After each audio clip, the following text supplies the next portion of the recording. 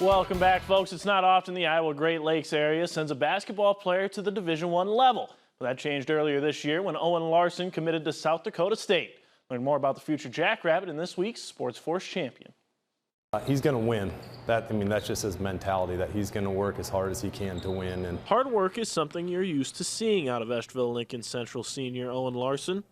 The South Dakota State commit has been a star for ELC, but he's loved the game long before high school. I just grew up around it. My dad obviously was a basketball coach for many years, so kind of just was always around the game and really just ever since I was a kid fell in love with it. Ask anyone around the Lakes Conference and they'll tell you Larson is one of the most competitive players in the state of Iowa.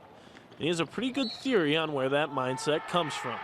You know, I've said my mom's a redhead, so there's the feistiness in it, and then my dad's a basketball coach, so just my whole life I wanted to win. That's all I wanted to do was win, win, win. And win he has. In Larson's sophomore and junior year, ELC had back-to-back winning records for the first time in over 15 years. And plenty are quick to credit Larson in his leadership.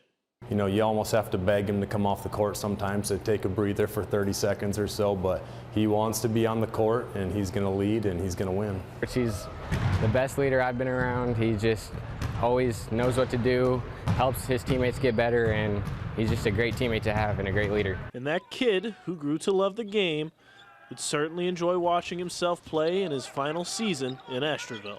I mean, I haven't accomplished much, but you know, just seeing what I'm like now, he'd be proud. He said he's an all-around competitor, all-state baseball, all-state football, so just a great kid to be part of our community.